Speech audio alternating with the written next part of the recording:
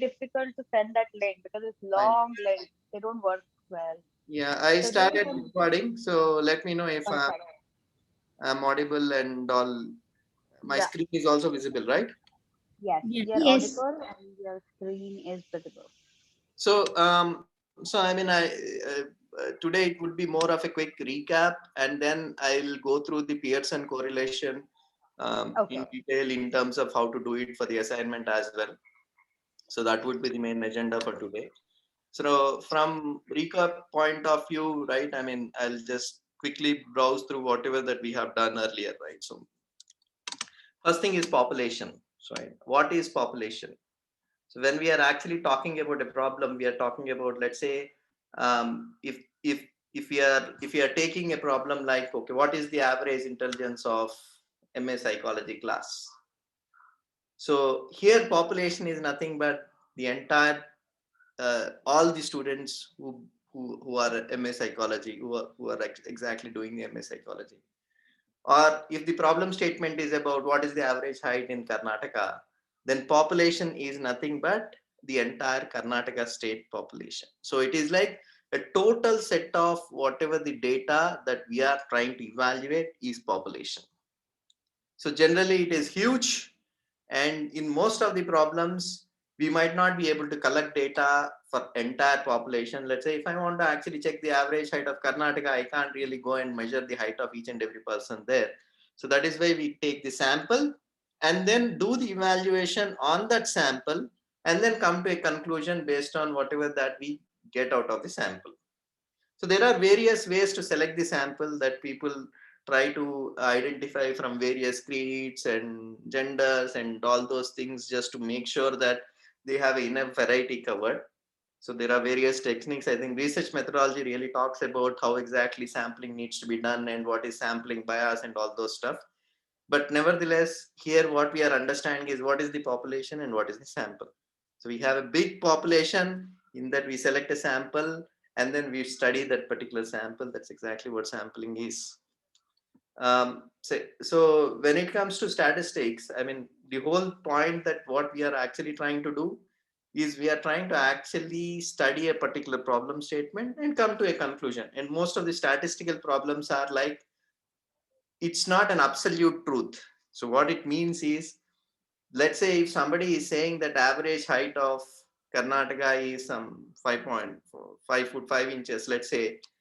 So it is not that every individual in Karnataka is 5 foot 5 inches. It is about, you are actually talking about most probable height in Karnataka, right? So that's how the statistics really work. So so we are trying to actually study the nature of the group, and studying could be of various types, right? I mean, one simple example that we gave is like a pretty simple example of calculating the average and trying to understand how an average individual would actually look in Karnataka. But the studies could be like, you are trying to compare two groups, you are trying to actually find the variance within the group. So there could be various types of analysis that could be done. So depending upon the type of analysis, how you want to actually do the calculation would vary, right? So there are various measures which actually signify various things. Average is pretty one, I mean, very common thing which every one of us know, right? Similarly, there is a concept called as a median. Median really shows where exactly the middle of curve falls. For when you say median, median height of Karnataka means you're talking about where exactly the most of the population really, I mean, basically not most of the population. If you actually put the height in ascending order, and then if you draw exact a line in between, that is exactly middle of it, that is what is the median. So here you are not saying that most of the population is lying around here, nor you are actually saying. So basically, if you take two ends, the shortest individual may be 5 and the tallest individual may be 6, then the median would actually fall under 5 point, 5.5 foot, something like that. So now the next one is mode. So mode signifies what is the most common height. That means for every individual, if you are actually saying that there are 10 individuals who are of 5 foot, there are 20 individuals who are of 5 foot 3 inches, there are 40 individuals of 5 foot 5 inches, and there are 30 individuals of 5 foot 7 inches. So the most probable height, that maximum number of people who are under that particular is 40 people, right? 40 people of 5 foot 5 inches. That is mode. So these are like, what you just have to understand is these signify various properties of the data that you are actually studying. So depending upon the problem, you would choose what you want to actually calculate, and then you actually take that particular calculation based on, whatever the formulas that are there, and you try to interpret data. So how you take the problem statement, see what you want to really learn from it, and then choose the formula that you are going to apply and come to the conclusion. That's how it typically works, right? So not only these, mean, median, mode, standard deviation, variance, these are our most common terms, but there are many other terms which signify different types of properties, or they actually, using that you can actually come to various conclusions. So one of those conclusions is correlation, right? So we'll talk about correlation in detail, but here the point for you to carry over, we can talk about what is standard deviation, what is median, mode in detail, if people are interested. But what I'm assuming is these three are something that every one of us really know, right? Let me know in case if you want to talk those things in detail. We already went through that in detail, so that is why I'm trying to actually uh, uh, trying to skip the details of these three things here. Whole point which I wanted you to actually remember is these signify, or these are the things that would actually tell something about the data for us. That's all it is all about. And everything actually tells something which is different, right? Median tells something else, mean tells something else, mode tells something else, the standard deviation tells something else, variance tells something else. So similarly, there are other things which actually tell various things about the data. So we learned about population. We understood that how sampling, basically we do the sampling to actually study the data, and then on that sample we apply all these calculations to come to conclusions saying that okay, this is how the things really happen, right? So that's the whole point. So the next concept that we talked about was types of data, right? So now, it is pretty simple to say that okay, yes, there is a mean, there is a mode, there is a standard deviation and variance, and there is a type of the problem. Let's say you are trying to actually find out, let's say you are trying to actually check average emotional intelligence among MA psychology students. Let's say if this is the example, and there is a sample that is given that there are 10 students in the class, and this is the sample, right? There could be 300, 400 students, but we took a sample of 10 students, and in that, 4 of them are has got high emotional intelligence. 4 of them has got medium emotional intelligence. 2 of them has got low emotional intelligence. So now, let's say if you want to calculate what is the average emotional intelligence, how we are going to calculate? So any guesses from anybody? We'll take out me. How like, I don't know. So We add the 4 and 2 and divide by 3. That is what Ritika is saying is the mean, right? yes, so generally mean is about adding this and then dividing by the number, right? Whatever the number, yeah. But here, this 444 is not the emotional intelligence. What I'm saying is 4 students has got high EI. They have high EI, and 4 students has got medium EI, and 2 students has got low EI. So that means you have actually 10 students. Yeah. So it should Yeah. be 4 if we are, I don't know. Again, I'm just guessing. If we use median in it, then it should be 4.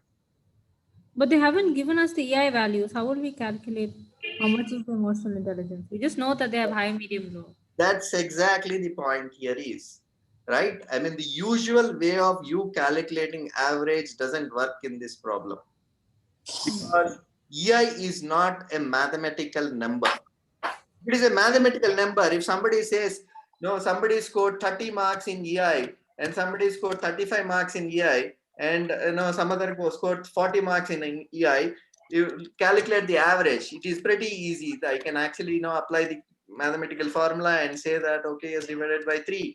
I got the average marks of the class. Okay. But here there is no number. It is only high EI, low EI, medium EI. There is nothing which is actually telling, quantifiably telling that what is medium EI. I don't know quantitatively unless and until I know that medium EI means 35 marks. I can't really go and check the average of this particular class. Yeah. So here the point to actually carry here is, depending upon the type of data that we are actually trying to apply the problem, the way that we calculate, the formulas that we take, and the methodologies that we do changes. Here, it needs to actually follow a different methodology to calculate what is the average emotional intelligence of this class. Okay, so not usual mean formula would work in this particular case. So it becomes very important before we choose what is the method. I mean, how exactly we are going to calculate. We need to understand type of the data, and then based on the type of the data, we need to actually choose the methodology that we are going to follow. Okay. Okay. Mm-hmm. So type of the data is one of the significant aspect in dealing with it. So now comes, what are the types of data, right? So we have a type of data called as a quantitative data. Mm-hmm. So this is exactly what I meant when I say 35 marks. It is like you can actually quantify, you can give a number, right? So that is a quantitative data. So it could be an IQ score, it could be weight, it could be distance, it could be dates, it could be age. You can concretely tell as a mathematical number there. Okay. Okay. There is another type of data which is a qualitative data. So qualitative data gives the quality of the data, but it doesn't give you the quantity. So basically it doesn't really give you any mathematical number. So it is same as whatever that I say, it is a low EI, high EI, and medium EI. So it tells me that yes, there is a low EI. I can infer something about the quality of that data, but I can't really give a quantity to it. Okay. Okay. So these two are two important classifications of the data. So this is further divided into two types each. Right? So in case of qualitative data, there is something called as a nominal and there is something called as an ordinal. I'll talk about this. So in case of quantitative data, there is something called as an interval and there is something called as a ratio. Okay, so I'll give you examples of what exactly this data really means. Right? So nominal data. So nominal data means you are actually giving the name and basically you are telling, you're qualifying the date thing, but there is nothing like an order for it, right? If somebody is saying the place you reside as the data, right? So in case of place, I can't say that which place is bigger than what and in what order these places really fall. So every place is unique. So there is no order for this particular data. So it is like it can go anywhere, everywhere. So if you actually see these examples, right? Nationality, British, American, Spanish. You can't really, judge what is the order. You cannot actually judge based on the genre of the music. So there is no order to this. You can only say that, okay, yes, even hair color for that matter. There is no order. You can't say red is better than brown or brown is better than blonde. Right? So you can't actually order it. That is exactly what is nominal data is. Okay. So the next type of data is ordinal data. So by the name itself, so you can actually remember things by the name. Nominal data, you just have the name There is no order. This is an ordinal data which has got an order. So you can actually, it's still, it is not a number, but you can still say that, okay, yes, you can actually, how good today's class is. You can say bad, very bad, or very good or good. You can actually, place this in an order, which is kind of, you can say pathetic is the last one, and very bad, bad, good, very good. You can actually place it in an order, right? So in these examples, you can say that opinion, you can really put it in an order, saying that, okay, yes, disagree, mostly disagree, neutral, mostly agree. You can actually put socio-economic status, you can actually order it, but still there is no numerical value that is associated with it. Okay, so no, I mean, we went through a concept of parameter test, non-parameter test, and all those stuff, right? I mean, which test to choose also depends on the type of data that you are actually carrying. So for these nominal and ordinal data, you cannot actually have parameter test. You need to have non-parametric tests. Anyway, we'll probably see whether we can talk about parameter and non-parameter again. But I'm just telling that this type of data really, carry a lot of value in terms of choosing the algorithm and what type of test that you're going to do. Okay, so the third one is interval. So interval data is, it actually it's a quantitative data, so it does have number. So unlike nominal and ordinal, you can actually give a number to it. And for example, temperature, right? I mean, you can actually put a number, and you can put which number is greater than what, in what order, right? I mean, once you give a number, you can actually give, you can really, subtract and add, and all those things, operations are possible on it. So it can have negative values as well in case of interval. So I mean, you can have negative temperatures for that matter. Uh, so interval data is purely a quantitative data. So being it a quantitative data, it can be ordered. It does have a direction, that means increasing order, decreasing order, and all those stuff. And you can really, do some mathematical calculation on top of interval data. So the last one is ratio data. So this is again a quantitative data. The difference between interval and ratio is, in case of ratio, there is nothing like negative values. It does have an absolute zero. For example, weight. Weight has got a number, but is there anything like a negative weight? There is nothing like a negative weight. So it starts from zero and it can actually go on. So there is an absolute zero as far as weight is concerned. So when you take temperature, if you measure it in Kelvin, there is an absolute zero for Kelvin as well. It cannot actually go into the negatives, but I mean, here the whole point here is ratio data is very similar to interval, but it does have an absolute zero. So there is no question of negative values as far as ratio data is concerned. The rest all things are same as interval and ratio. It does have an order. You can actually do mathematical operations and all those stuff. Right? So I'll take a brief pause here. So any questions in terms of data types? No, I'm good. All Thanks. clear. No, pretty clear. Yeah. Okay. So there is actually a very, I'll briefly touch upon this normal distribution as well. So this is nothing but you're actually, in case of statistics, these graphs plays a very important role in terms of understanding. Actually, it signifies a lot of things about the nature of the data. So most of the type of data, right? I mean, especially when it comes to quantitative data, they follow this kind of a bell curve.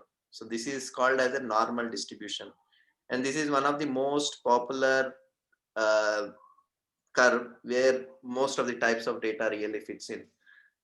Just to give you a very a simplistic understanding of it, why most of it really fits in. If you take, again, the problem of heights Karnataka population, let's say. So you will have very less population which are going to have heights of below 5, right? I mean 4.5, 4.3.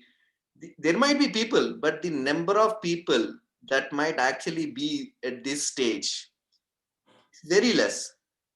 Similarly, as it goes, there are more and more people that might actually come into, you know, into a average height bracket. So there would be, it actually goes peaks at one stage, and there would be a lot of people who would be staying in that average bracket.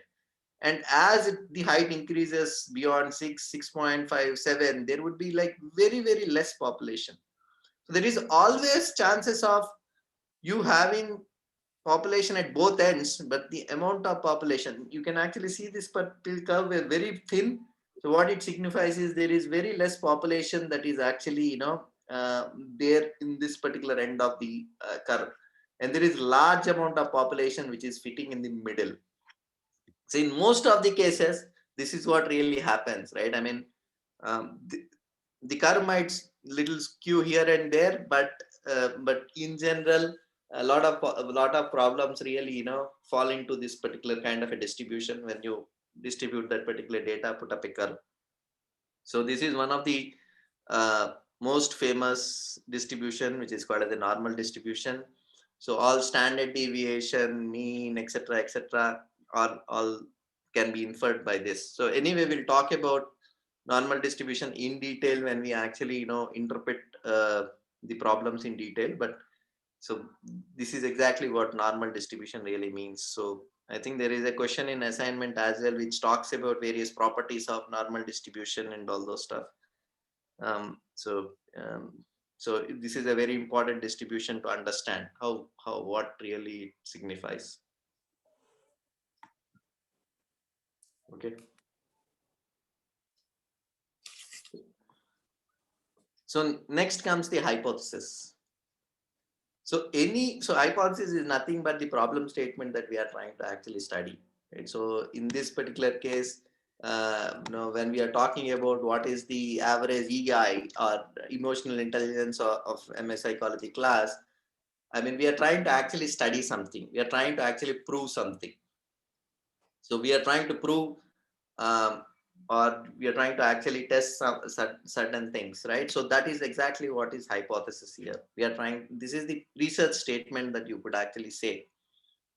And the thing that we are trying to prove is an alternate hypothesis, and thing that we are trying to actually, disprove. Rather, this is an established fact. Null hypothesis is already there. Everybody knows about it. Now you want to actually prove something which is different to it. So that is what is the alternate hypothesis. So in case if you are not able to prove what your point, because data is not really, not supporting your statement, then automatically null hypothesis is true, because null hypothesis is taken as granted. Okay, so how hypothesis work? You are trying to prove a point, and the opposite of that particular point is already known. You don't have to prove the opposite of the point. Everybody knows about it. So you are just trying to prove a point which is different to whatever that is already known. So if you are not able to prove your point, that means whatever that is already known is valid. That's exactly what it means. Okay. So you have null hypothesis, you have alternate hypothesis. Alternate hypothesis is the one that you are interested in. That is the point to note here. Okay. And null hypothesis is opposite to that, which is already known and there. So when you actually, go and evaluate, right, there are two kind of errors that could happen. So now why these errors could happen, right? We already talked about population and sample here. Okay.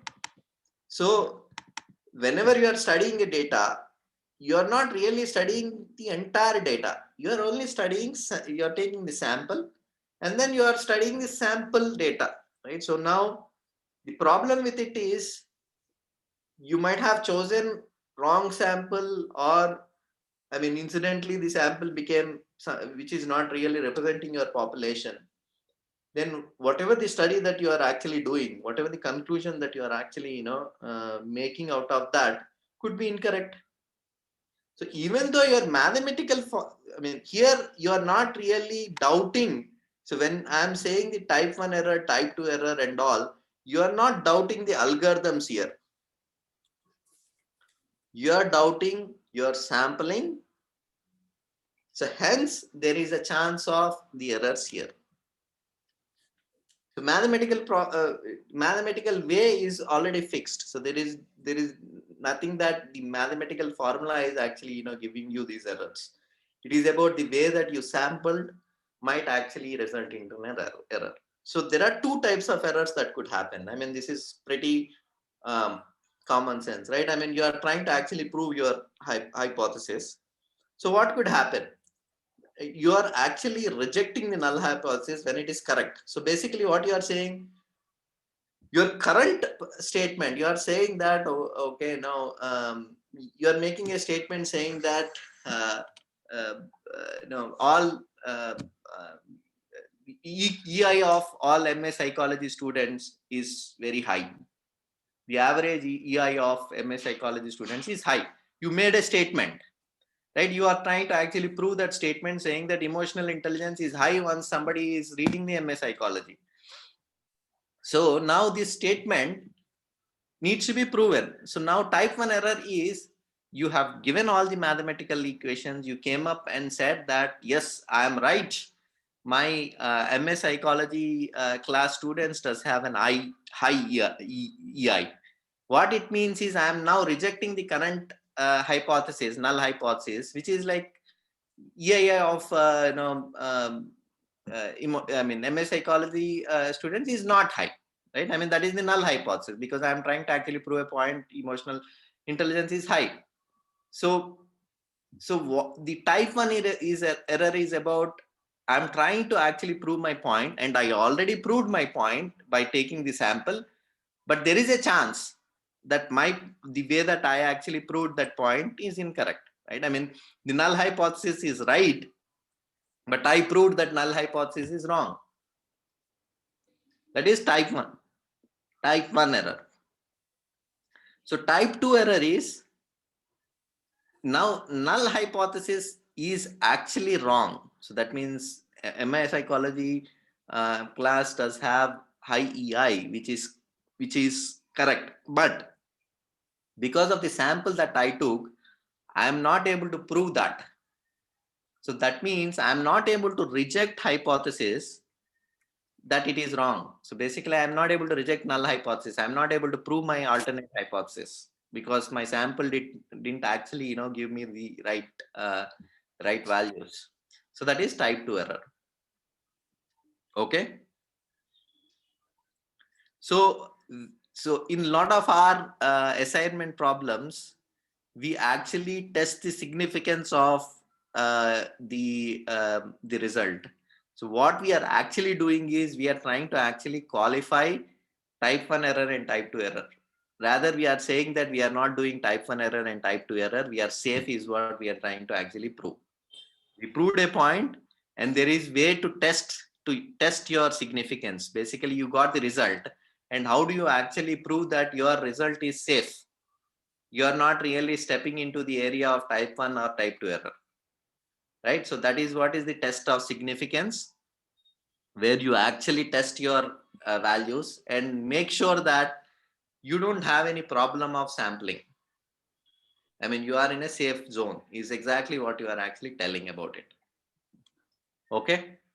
So any questions in hypothesis? Praveen, can you say it again about the critical value you just said? Okay. So basically, see, this is the value where you are actually telling that in case if this value doesn't fall here, right, then I can't really reject. So it is like I have a curve and I got a value saying that, okay, I have a correlation of some I took the correlation and I got the correlation between two variables, and I got a value saying that the correlation between these two variables is 0.4 or 0.5 or whatever it is. So Okay. there is a way to test your significance, right? I mean, whether 0.3 or 0.4, etc., whatever that you got, can you believe it or not, right? So there is a Okay. way to test it. So So now, you're saying whatever point we get, so there are always areas wherein if that value belongs to that X area, then it could be like none, where the null then you hypothesis can can be trust your, rejected. yeah, then you Okay, can so it's a trust your trust result. factor. Okay, okay. Correct. Mm-hmm. Okay. So Yeah. basically, it's the point where you can say that yes, your null hypothesis can be rejected or your null hypothesis cannot be rejected. That's exactly what it Okay, is. got it. Okay. So apart from in the hypothesis, right? I mean, apart from whatever that you have seen in terms of uh, null hypothesis or alternate hypothesis and all, every hypothesis does have like dependent variables and independent variables, right? So as you actually, I mean, if you just see the name of the variable, right? Independent variable. What independent variable is? The variable which is not dependent on anything, right? So in Mm-hmm. your problem statement, if you are trying to actually check what is the effect of amount of water while you are growing the plants, let's say I am trying to actually check a problem statement which says what is my size of the plant if I put 5 ml of water, 2 ml of water, 3 ml of water. So I am actually measuring what is the size of the plant and what is the effect to the size of the plant because of the amount of water. So now amount of water is independent. It is not dependent on size of the plant.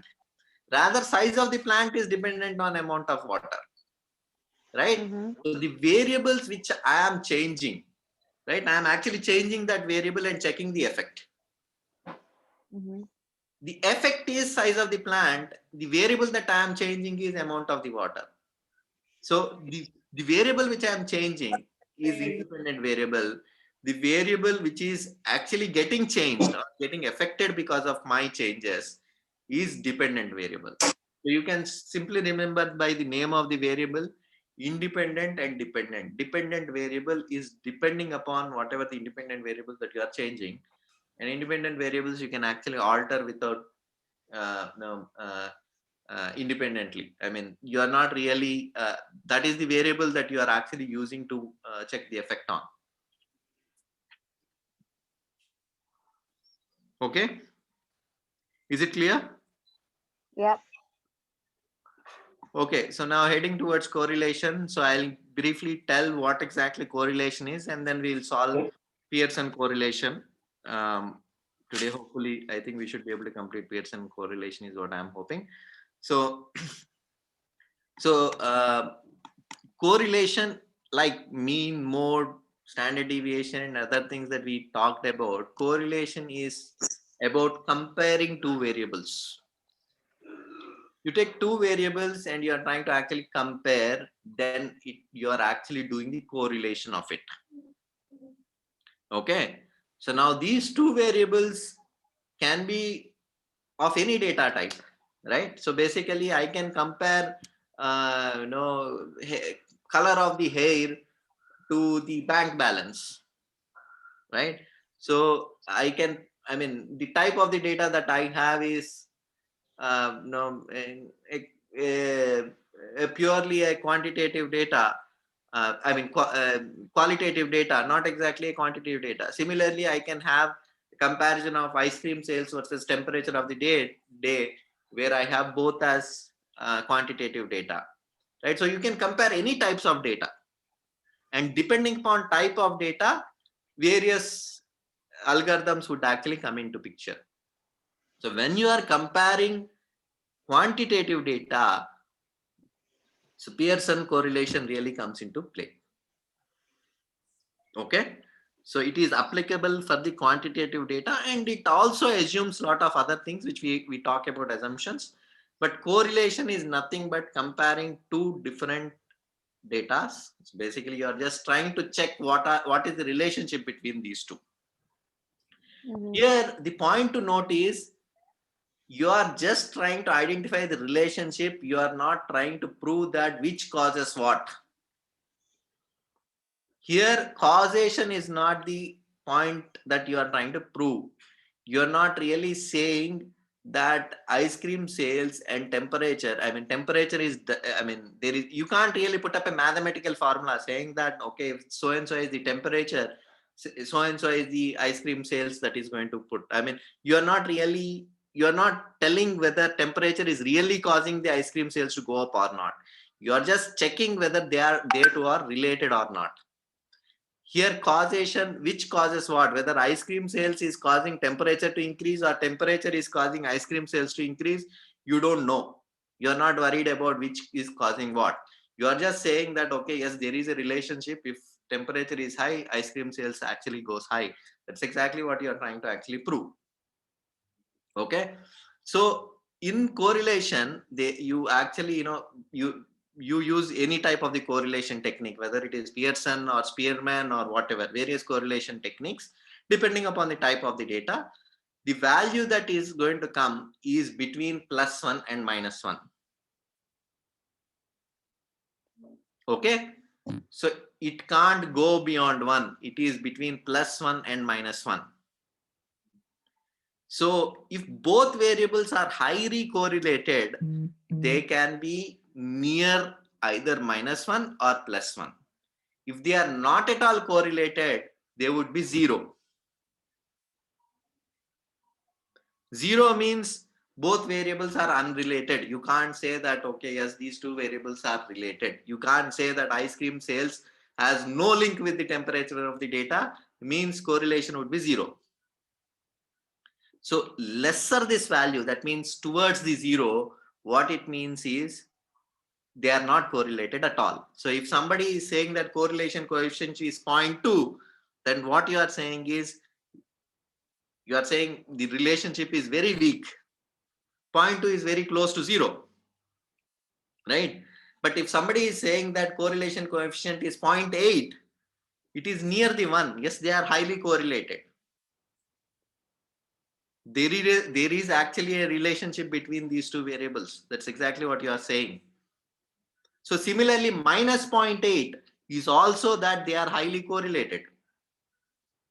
So what this plus and what this minus means? Plus means they are positively correlated. That means as temperature of the day increases, ice cream sales also increases. As temperature drops, ice cream sales drops. So basically both are going in the same direction. That is exactly what positive value means. Negative value means exactly opposite. So if one is increasing, other is decreasing, still they are correlated. If temperature increases, right? If temperature increases, let's say my sweater sales decreases. So my woolen cloth sales decreases. So they are negatively correlated. Still they are correlated. As temperature of the day increases, the sales of woolen cloths really decrease.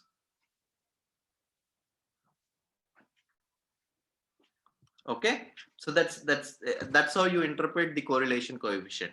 Any questions here? No. it's clear. So, I mean, we already talked about it. So there is a positive correlation. Negative correlation looks like this. Basically, the curve comes down. If one is increasing, the other errors in the reasoning task is decreasing. In case of here, marks obtained, as intelligence is increasing, marks obtained increases. So this is positive correlation and this is negative correlation. And you can see the down, the third one is no correlation. There is no correlation at all. So points are everywhere. You can't really say whether it is negative correlation or positive correlation. Okay. Kevin, can you stay on the slide for a minute, Kevin? Yeah. Okay, this one so far it has been more like a medium story, scientific story, but this is probably a little tricky to get. So, and it's not since I'm used to this kind of data, I can easily get it. But everyone understood how this is positive and negative, please? If anyone does not, we can explain this little more. So this is very important, this positive and negative. And it's not very easy to, unless you have seen it before, it's easy to probably skip it over. Everyone Maybe okay? you can just Positive one. explain it. The positive one is they are equally proportional. The negative one is they are inversely proportional. That's Yeah. how the points Yes. are plotted, right? That's Yes. right. Intelligence and marks obtained, right? The left one. So as the intelligence goes up, you can see the intelligence is given in 80, 90, 100, etc., etc. It goes up, up, up. Each dot can represent, let's say, a person. So one person has 100 intelligence. He has about 50 marks. Another person on the extreme right has 140 intelligence. He has big marks, like 89 marks or whatever. So it keeps going up, up, up as the marks goes up, up, up as the intelligence goes up, up, up. And the next one, if you look at it, is intelligence and errors on reasoning, right? There, as it intelligence is going up, up, up, you can see that the dots are going the reverse direction. So the person with the least intelligence made most marks, biggest number of errors. That is the leftmost dot. That guy has only 3.5 or something intelligence, but that guy has a maximum number of errors. The rightmost guy somewhere on the 2, that goes, those people, they're in the extreme right and with the biggest intelligent people, they have the least number of errors. So it goes down, down, down, down, down, down. Hope this is making sense to everyone, because this is very important, this positive and negative correlation. All the things that Praveen is going to explain is going to be probably something to do with this. The third one is very random. It doesn't go up, up, up, or down, down, down, all over the place. So here the correlation is almost zero. So basically it is nearing the zero. There is no relationship between shoes and intelligence. So dots are everywhere. So you can't really say up or down. I mean, and one more thing is in the first left, top left wala, this one, it is very close to 1, because you can see they are going very hand in hand, right? Very, very hand in hand. so the second one, almost like a line. So that means it is yeah, very almost like close to line. 1. And the next one is positive, is negative, but not close to 0. Definitely there we can see a correlation. They are going together, but not in a most like a straight line, like little distributed. So it's probably somewhere close to 0.6 or something like that. Yeah, minus 0.6 or. Yeah, minus, yeah, exactly. Minus point, something like that. So it is a negative correlation, hence minus, and they are correlated, hence it is more than like half, that is minus 0.65 or something like that. Anybody questions? Okay. Okay, so going further, so let me skip the, okay, let me talk about variance as well. So so I'll give you a very simple explanation of variance. Variance is nothing but you are talking about how varied the data is, right? So let's say you have data where you are trying to actually calculate again the height, let's say, right? Somebody is 5, somebody is 5.5, somebody is 6 or whatever it is. The data is all over.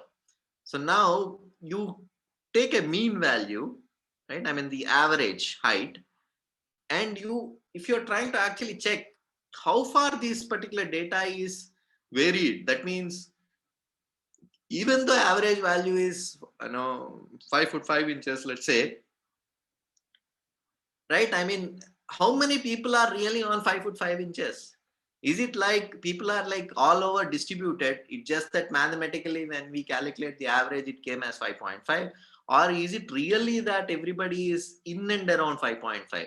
So variance is telling that how varied your data is, right? How far away that particular people are as far as that mean is concerned. So if you see this particular normal distribution again, right? In case of varied population, what happens is this curve really goes flat. Okay, so you will have a curve which is like almost flat. So the peak would not be very thin, they would be flat. So that means people are like distributed across, right? And even though there is a single average, it doesn't mean that everybody, lot of people are there in the average. It is flat. the mountain is small and it is like it has got more area and broad. If the variance is less, that means everybody is almost of similar value. That's exactly what variance really means. So they are just in the middle, right? So that is exactly what variance really means. So there are ways to actually check covariance. That means how exactly the common variance of two different data items is. That's exactly what is the common variance really means. So let's say if this is the variance of X, this is the variance of Y. So the common variance is about like how commonly they vary between, if X is varying, Y is also varying or not, is exactly what common variance means. Okay. So so here why this particular thing came into picture, because Pearson formula uses a way to calculate this common variance. So we'll anyway talk about, once you see Pearson calculation, you will more understand about common variance. So I'll probably, in case if you have any doubts, you can probably hold on for some more time so that you can get more clarity when we are talking about variance, what we really mean. Okay, so this is another concept which Pearson really assumes, that your data, so what it assumes is your data is homoscedasty. So basically it is all in like a straight line. That is exactly what it assumes. So it is not really scattered. So it is not a heteroscedasty data is what, it doesn't really assume it is heteroscedasty. So it assumes that the data is homoscedasty. So not only the homoscedasty, there are various other assumptions that Pearson does have. So it does say, we already went through some of them. It assumes that the data is normally distributed. Okay. And it assumes that both the data are linear. There is a linear relationship between these two variables. That means that's straight line kind of a relationship, right? So it assumes that the data is homoscedasty. Okay. So I would probably rather skip this point because I don't want to confuse what this normal bivariate distribution is. We'll talk about that little later. I wanted to explain it, but I don't want to actually put a lot of things and confuse you. But so the point that you just have to understand, which we can probably go through in detail at later point of time, is Pearson correlation assumes a lot of things about your data, and these assumptions are true for any parametric test, right? And this is generally happens when you are dealing with the quantitative data. If you are actually dealing with this number kind of a data. I can't hear anything. Anybody else? Hello? I thought I lost. Sorry, my connection is bad. Sorry. Please continue. My connection is bad. No problem. So basically what I'm saying here is, so there are a lot of assumptions that Pearson correlation really have about your data. And in case your data really doesn't follow these assumptions, then the accuracy of Pearson correlation might be little less. So it assumes that your data generally fits into that normal distribution. Your relationship, whatever that you are trying to evaluate, is linear or not. The data is homoscedastic data or whatever it is, right? So these are the various things that it assumes. That's exactly what you really require to understand. And in case if these assumptions are not met, then the result might not be really, would actually, make sense. Okay. So I'm quickly going into the calculation, how exactly it is calculated, right? So Pearson correlation, by the name of it, it is correlation that you are trying to actually check. You have data 1, you have data 2, and you are just checking whether data 1 is related to data 2 or not. So when so what this table really means, when data 1 is 12, data 2 is 2. When data 1 is 8, data 2 is 1. So it is at various points you calculated data 1 and data 2, and then you are trying to actually you are trying to put a Pearson correlation on top of it. So when it is 12, this is 2. When it is 8, this is 1. When it is 4, this is 9. When it is 8, this is 4. These are various points. So in our example, we have around 10 items. So all 10 are like, okay, yes, when data 1 is of this value, data 2 is of this value at that point of time. So first step that you require to do is you need to calculate the mean of data 1 and mean of data 2. Right? Mean of is average of data 1, average of data 2. What is average of data 1? 12 plus 8 plus 4 plus 8 plus 4 divided by 5 is average of data 1. Average of data 2 is you're adding all these things and dividing by number. So you have 5, hence you are dividing by 5. Right? So I hope nobody has got doubt in terms of how average is calculated. Right? No. Okay, so now going further. So now this comes variance, right? So now once you calculate the average, so here you got that average of data 1 is 4.8, average value of data 2 is 5.2. So now for each point, you are going to check variance, right? That means how much you are deviated from the mean. So in case of 12 as a reading, how much it is away from 4.8, which is average value. I'm just checking the difference between average value and this point. I'm just checking difference between 8 and 4.8. I'm just checking 4 minus 4.8. So I'm just taking the X value here and I'm actually taking the difference that it is having with the mean or average. Okay. So same thing you are doing it data 2. So you are taking the mean of data 2 and then you are just checking how far the data is. Okay. So any questions and doubts here on step 2? No, it's easy, I think. Okay. So now the next step, what you are doing is, see here what is happening. Here it could be positive, it could be negative. So let's say if somebody is having the value of 4 here, right? And my average value is 4.8. What it means is it is minus 0.8. Yep. So when you are checking the variability, you don't want to actually check negative and positive, rather you want an absolute. So the way that you actually check variance is, instead of taking these negative values, what you do, a very easy way of making a negative to positive is taking the square root of it. Yep. I mean taking the square of it, not square root. So, Oh, so yeah. it is not SQR, it is SQ. Right? So basically you are multiplying the same number so that you want to eliminate negative aspect here. There is nothing like a negative when you are talking about variance.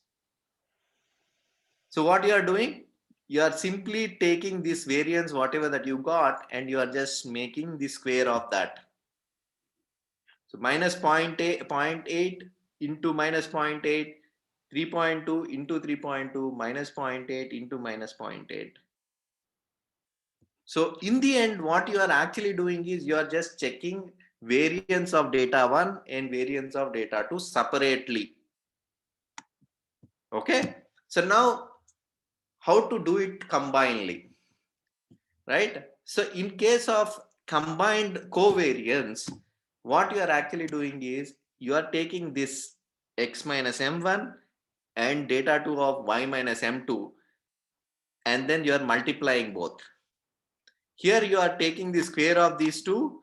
Here you are actually multiplying X and Y together, right? So when variance of X is 7.2, variance of Y is 3.2. When variance of X is 3.2, variance of Y is minus 4.2. When variance of X is 0.8, variance of Y is 3.8. So covariance is about multiplying these two variants. Clear?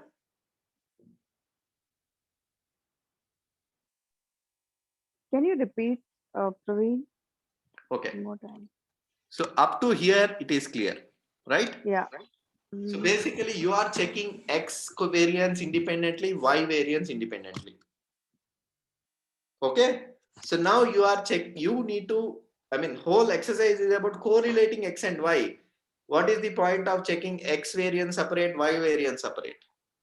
You need to check when X is varying, let's say X varied by some XYZ value, whether Y is also varying at the same time. Mhm. Somebody's height is less than, so let me put it Oh, as an okay. example. No, I got it. I got it, Praveen. I actually got confused with the last after data 2. I was thinking why they are only subtracting y from m2. Where is the m1? I didn't check the formula properly. I got it.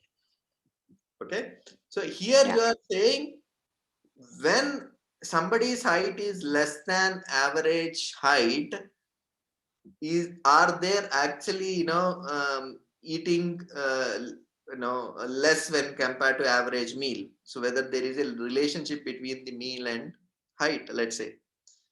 So you are actually checking when their meal is varying, is height is also varying, or vice versa. So that is what is covariance is all about. So here you are multiplying variance of X and variance of Y, and then you are actually coming up with covariance. So the only purpose of squaring was to remove the negative value. Correct. Correct. And then we go back to just subtracting without taking into consideration the negativity or positivity of the values. Yeah, because when I am actually talking about a single value, that is variance in X as a data, there is nothing like a positive and negative. I'm just saying that whether I have a varied population or not. Okay. So in a general formula of variance, when I'm not correlating, in a general formula of variance, there is nothing like a negative variance or a positive variance. It doesn't make sense. I'm just saying whether I have a varied population or I have a similar population, right? Okay. A variance is just anything different from the expected, whatever is the Exactly. You value. are going away from the average. Basically, Whichever direction you go, it doesn't matter. doesn't matter. Okay. Got it. Yeah. Thank you. So, but when you are comparing, when you are doing the covariance, there is positive and negative that is coming into picture. Here you are not squaring. You are rather multiplying X and Y's variance, if you see. Yeah. Okay. Just one side note, Praveen. Sally, you are right on the squaring part, and usually in variance and all these statistical things, the variance, etc., are always in squares. That serves two purposes. One is to convert all the positive and negative into a single positive entity.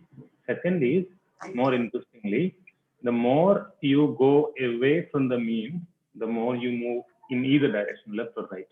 The more you go, you want the changes to be the numbers to show more. So squaring is also serving that purpose.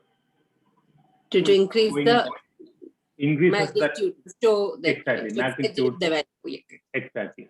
Correct. Okay. Yeah. Okay. So now step 5. So what you are actually doing? So actual formula of variance is not just about finding individual variables. You need to actually get the average variance, right? I mean, basically you have to sum all these things and divide by the number. So you need to add 51.84, 10.24, 0.64, 10.24, 0.64, and then divided by 5. Then actually variance of the combined data will come.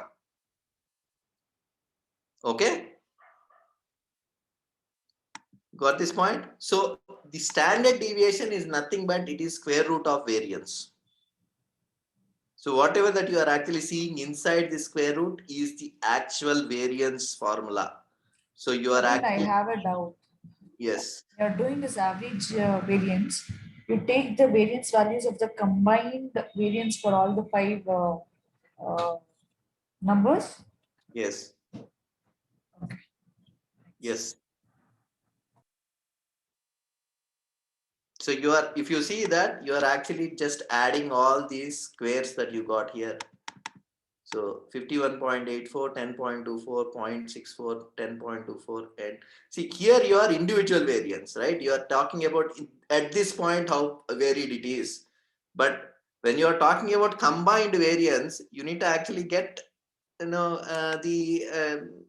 formula as an average, right? So you are going to add all of them and divide by number of thing that you have. So whatever that you can actually see inside the square root is what is the actual variance of x or y, right? So putting the square root, you are actually calculating standard deviation of x. The formula of standard deviation is nothing but it is square root of variance.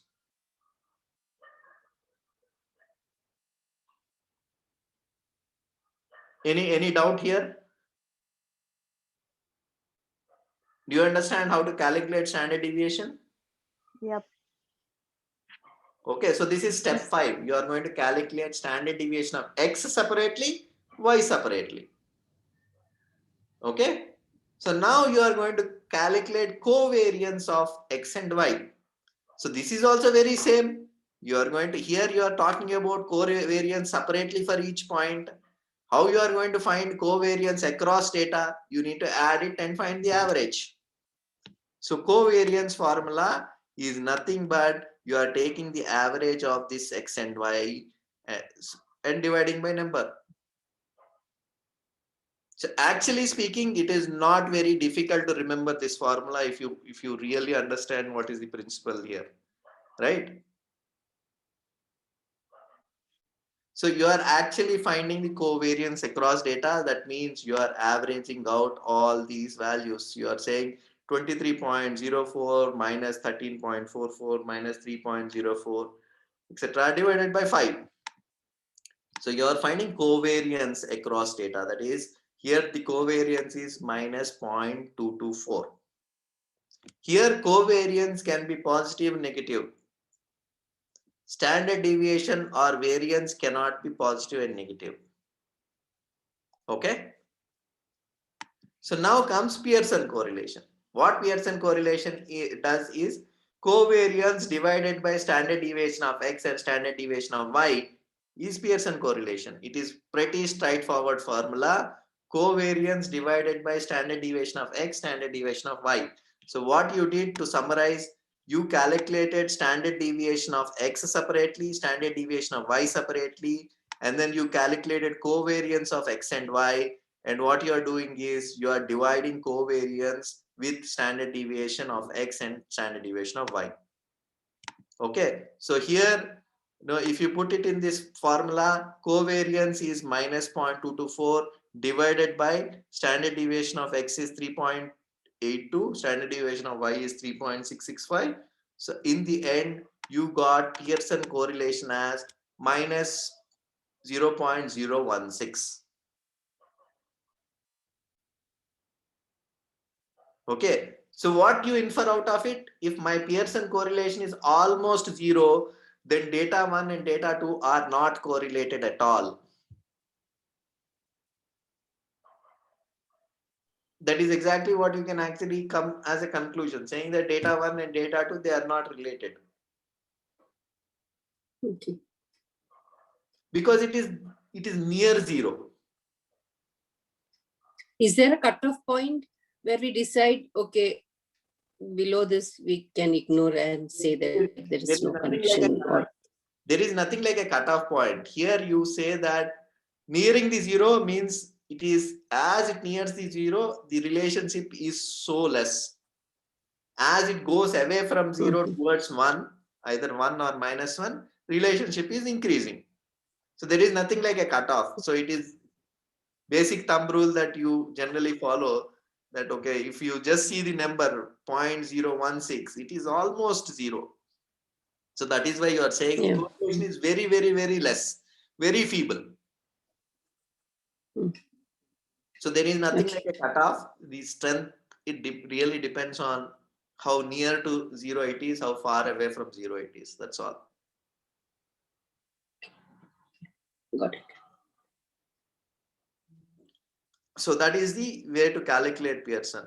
So so any doubts, we can probably go through any steps. So my agenda was mainly to reach to that first sum of Pearson and then cover it for today. So let me know in case if there is any step which is missing, we can go through that again. Otherwise, we can probably wind off.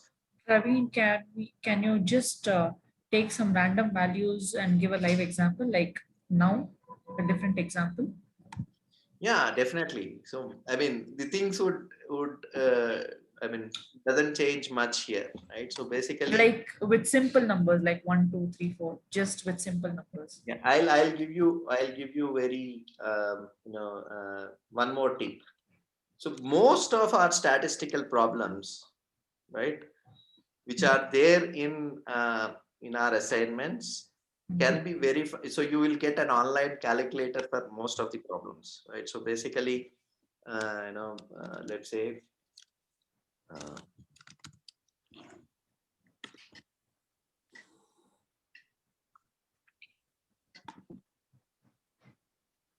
We cannot use any calculator for our exams, can we? We No, can, no. we can for We can- stats. Okay, good. So this is actually a tip. Requires, This is actually a tip where you can actually verify by inputting data into this particular calculator. You can say that, okay, when X value is 10, so these are the random values, let's say, when X value is 10. Are you sharing a different screen? I still see PPT. What is that? I still see PPT. Are you showing a website? Oh no, I am showing a website. Let me just share my desktop. so, yes. Can you guys see? Oh, Pearson seems to get a calculator for himself. What is that? Pearson seems to have gotten a calculator for himself. Yeah, so every sum has got a calculator. If you just Google it, no, this is a tip. So if you actually Google it, and then you can actually get a calculator for every assignment question that we have. So SOC statistics does have calculators for most of our problems. So if you input the data right, it rather gives the output or it even some of the calculators does have detailed steps as well. So Well, we might have to flunk in the exam if we do this. But for the assignment take, yes, it might. to verify your answer, not to really copy. So if you actually do this in assignment, obviously you will flunk. So that is the reason why I did not take the example of the assignment itself, because I would want you guys to actually do it. So if I give the ready-made answer for the assignment, then you might not really practice it, right? So I mean, yes, this is just to verify. So if you see this, it did the calculation in exactly same way as what we did. So it calculated the variance, that is the mean value of X is calculated, mean value of Y is calculated, right? The mean value of X is 5.8, mean value of Y is 6.8. Okay. So if I take 10, how far 10 is from 5.8? 10 is 4.2 away from 5.8. How far 5 is from 5.8? It is minus 0.8 from the 5.8. So similarly, for every data item, I am actually checking how far my X is. Mean value is 5.8, remember. Mean value of Y is 6.8. Same thing, I'm just checking how far 5 is from 6.8, which is mean value of X. So that is minus 0.18. How far 5 is from 6.8, how far 10 is from 6.8, which is 3.2. So it calculated variance of X, variance of Y. And as you know, you are going to actually do the square because you want to eliminate the negatives there, right? And then, so basically you got the square of X and Y. And you did covariance as well. So you multiplied x and y here. So you multiplied 4.2 into minus 1.8. You got minus 0.756. Okay. So now what you did summation of this because you want to find the average variance, right? So basically you found out average variance of x, average variance of y, and average covariance. So you found out all the three, and then you found out the standard deviation of x, standard deviation of y, and then you put up a formula, Pearson correlation, covariance divided by standard variation of x and standard variation of y. So it got value of minus 0.065. So that means it's a negative relation between variables is only weak. It is weak because it is nearer to zero. It does have a weaker relationship again.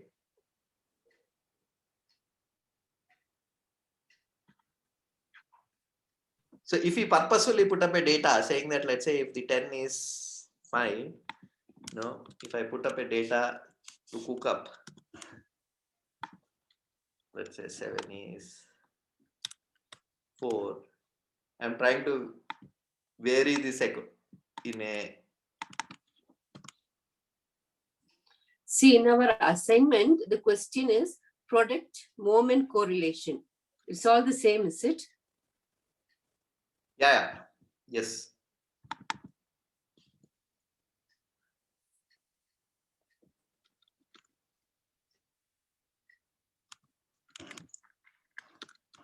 So here I try to actually vary y values in such a way just to see how the correlation would really vary, right? So here there is more probability of variance. See this? It is nearer to 1. It has a positive correlation. Yes, it is a positive correlation. As x goes high, y goes high. Because I purposefully devised these values in that way. Right? When x value is 10, y value is 5. As x decreased to 7, I decreased y value to 4. It further decreased to 6, I decreased it further to 3. When it is 3, I made it 2. When it is 5, I made it 3. So as x goes up, when it is 10, y is also going up. So if you see this graph as well, right? See this, how it is, x and y value, it is like the graph is going up. And my Pearson correlation came almost near 1. So that means both are highly correlated.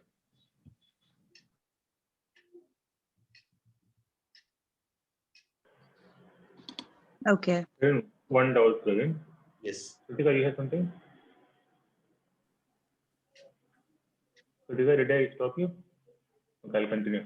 Praveen, how about probably numbers which goes up till a point, two of them varying together, then at certain point of time, then go in the negative direction.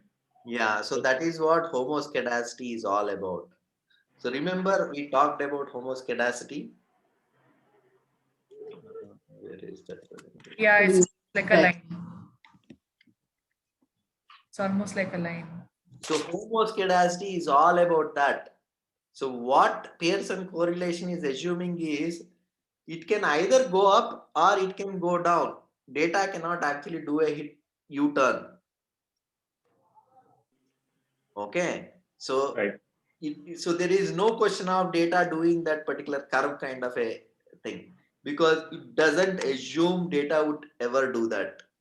So here relationship is either up or down. It can't be like going up and then going down kind of a thing. That's exactly homoscedasticity means. Okay, in those cases, okay. So you're In saying those that cases, Pearson correlation is the wrong way to measure it. wrong way. Okay.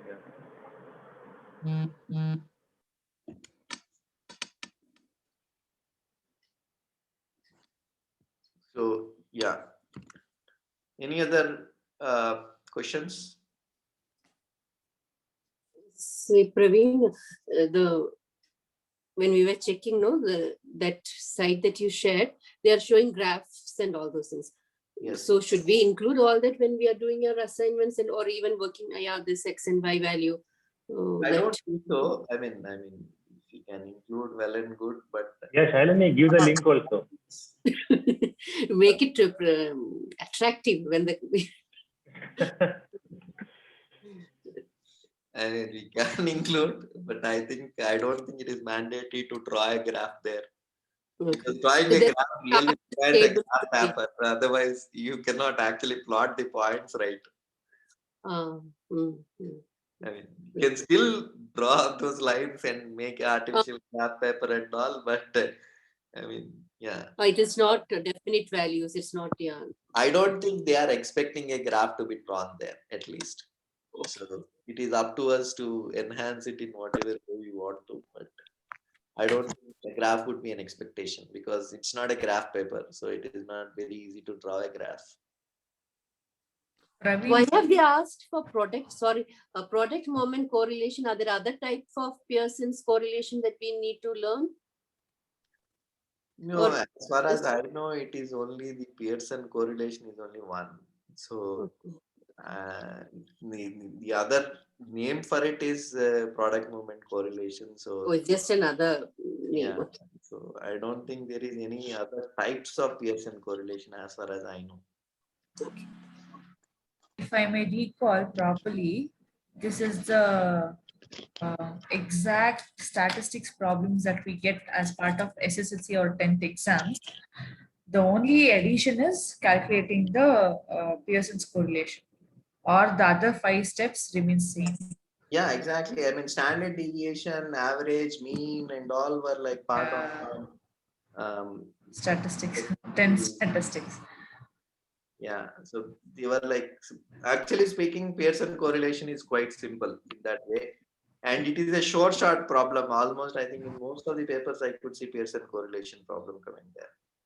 So it is like, I mean, it is this is like a marks given to us.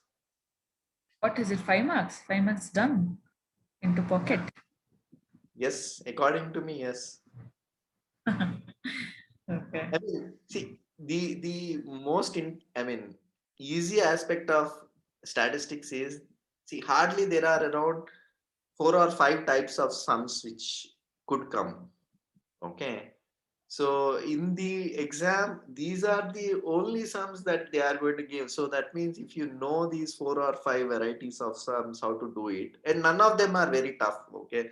Most of them are very simple and straightforward. So if you just know how to actually do these 4 or 5 varieties, that means those marks are like you are going to get 100%. So those are given. It's only those theoretical questions where marks might vary, but these problems are pretty straightforward for us to actually understand. I think by the end of the assignment, once I go through the rest of the problems, most of us will know how to actually do these problems. So it is pretty straightforward for us to secure those marks. So we can count on you to pass statistics. So yeah, I mean, according to me, statistics would not be as tough as all other things. Research methods. I mean, yeah, research methods might be tougher than this because there is a lot of theory to cover there. But statistics, 4 or 5 problems, I mean, they are not hard to actually get as well. So I think we should be comfortable in statistics is what my hunch is. Anyway, thank you very much, Praveen. It was quite easy. Looks quite easy. Let's see. Yeah. So yeah, I think now I can stop sharing. And Praveen, why do you have a Mac? what is that? Why do you use a Mac? Infig use Mac. No, this is my Personal one. Yeah.